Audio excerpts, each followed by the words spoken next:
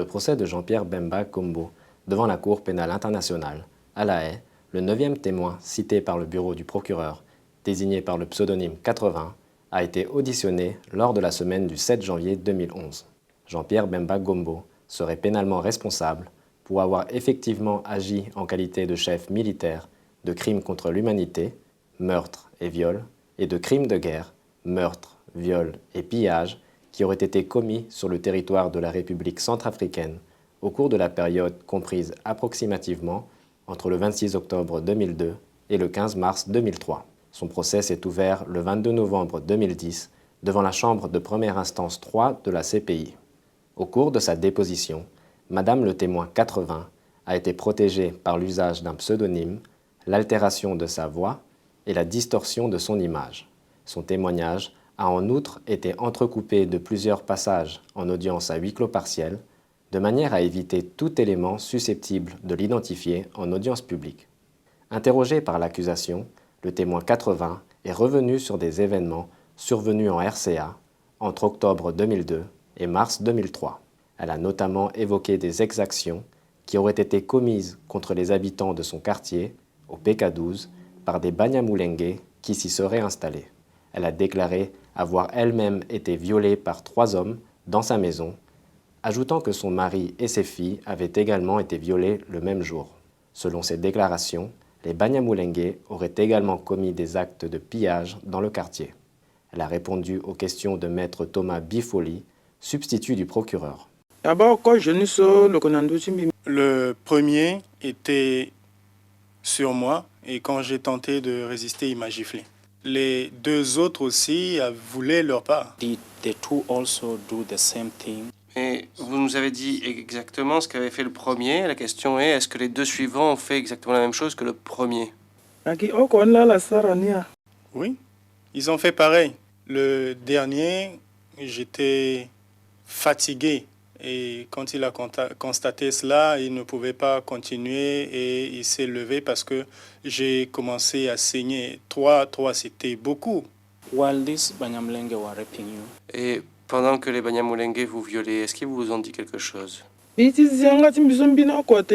Quand je voulais parler, l'un s'est adressé à moi et l'un d'entre eux m'a dit que si je tentais de résister, il allait coucher avec moi 50 fois sans remise. what did the Banyamulenge exactly do? Donc, Madame le témoin, qu'ont fait exactement les Banyamulenge à votre famille et à votre mari? Les Banyamulenge m'ont violé. Ils ont violé mon mari et mes enfants. Did you see it? Est-ce que vous l'avez vu de vos propres yeux? J'ai vu de mes propres yeux. Je voulais parler de ma première fille, dont je voulais donner le nom. Elle a été violée et maintenant elle a des problèmes pour concevoir. Une autre encore avait 11 ans lorsqu'elle a été dépucelée. Une autre avait 14 ans lorsqu'elle a été violée. Et toutes les 4, elles avaient presque le même âge lorsqu'elles ont été violées. Une autre était enceinte lorsqu'elle était violée et elle était venue m'en parler. Did the Banyamulenge... Est-ce que les Banyamulenge se sont emparés de certains de vos biens? Ils ont vidé notre maison. Ils ont emporté les lits, les matelas à mousse, les ustensiles de cuisine, même les meubles de la maison. Ils ne nous ont rien laissé. And did they also take... Et ont-ils pris également des biens qui appartenaient aux membres de votre famille? Ils ont tout pillé. Vous savez, ce jour-là, ils ont chassé tout le monde. Ils étaient maîtres des lieux, donc ils faisaient tout ce qui leur venait en tête. What do people in your neighborhood... Qu'est-ce que les gens dans votre quartier disent au sujet de ce qui vous est arrivé à vous et à votre famille? Nous étions montrés du doigt. Avant ces événements, mon mari était riche. On mangeait très bien, on était bien, mais après ces événements, tout le monde se moquait de nous. À l'issue de l'interrogatoire, le témoin 80 a répondu à des questions de maître Asingambi Zarambo, représentant légal des victimes. Vous avez déclaré, et la référence est CAR OTP 0034 1010, et je cite que pour moi, les Banyamulenge sont des sauvages. C'est ici que Patassé leur a fourni des uniformes et les a civilisés. Qu'entendez-vous par là? Les Banyamulenge n'étaient pas des personnes civilisées. S'ils étaient des personnes civilisées, ils n'allaient pas se comporter de la sorte. Le contre-interrogatoire mené par l'équipe de défense de Jean-Pierre Bemba Gombo s'est en grande partie déroulé en audience à huis clos partiel. En audience publique, Maître Nkwebe Liris, conseil de la défense, s'est notamment référé à des déclarations du témoin pour lui demander certaines précisions. Voici les questions qui vous ont été posées et qui m'intéressent. Est-ce que vous savez qui était le commandant des Banyamulenge? Vous répondez. C'était Patassé. Puis vous vous reprenez. Vous dites. Ou est-ce que vous voulez dire le commandant de l'endroit où ils étaient? Réponse oui. C'est le président de l'autre côté de la rivière. Celui qui a été arrêté. J'ai oublié son nom. Je me souviens tout d'un coup maintenant. Son nom c'est Bemba. Question de l'enquêteur. Qui était le commandant des Banyamulenge en République centrafricaine? Votre réponse. Patassé est celui qui les a appelés. Confirmez-vous cette déclaration, madame?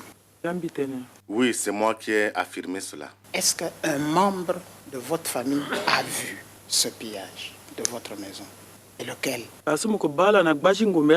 Mais lorsque tu les aperçois en train de venir avec des armes, tu abandonnes ta maison, les biens et tu t'en vas. Comment tu pouvais rester pour contrôler tout cela? D'ailleurs, ils ne pillaient pas en cachette. Je répète encore une fois ma question. C'est simplement la question de savoir si vous, personnellement, ou un membre de votre famille a été témoin du pillage de votre maison. Qui pouvait rester là pour regarder tout cela? La situation était tellement dure que personne ne pouvait rester là pour les regarder. Tout le monde cherchait à se sauver. Je sais que ce sont eux qui ont tout pris. Nous n'avons jamais connu de telles situations et tous nos biens étaient toujours en place. Ce sont eux. Madame le témoin, vous savez que ce sont eux, mais vous n'étiez pas là. Est-ce que c'est une déduction de votre part? Ce ne sont pas des déductions. Ils faisaient ces choses-là d'une manière publique. Ils s'emparaient des matelas de mousse. Ils ne prenaient pas les lits parce que c'était lourd. Ils prenaient des ustensiles de cuisine pour aller préparer leur nourriture. Tout se passait sous mes yeux. Ce n'était pas en cachette. Madame, parlons de ce qui s'est passé dans votre maison à vous, pas de ce qui s'est passé chez les autres. Mais votre maison a été pillée. Est-il correct de dire que c'était en votre absence? Ce sont eux. Je ne peux pas citer le nom de quelqu'un d'autre. Ce sont eux qui ont posé cet acte-là. Pourquoi, dans le formulaire qui permettait à la Chambre de se déterminer sur votre participation en tant que victime, vous avez dit que vous avez vu un médecin? J'ai dit que j'ai subi des examens prénataux, mais je n'ai pas été voir un médecin suite à ces agressions. Je m'étais dit que si j'allais voir un médecin et que le médecin découvrait une maladie grave sur moi, j'allais mourir d'angoisse ou d'anxiété. C'est pourquoi je n'ai pas été à l'hôpital suite à ces agressions.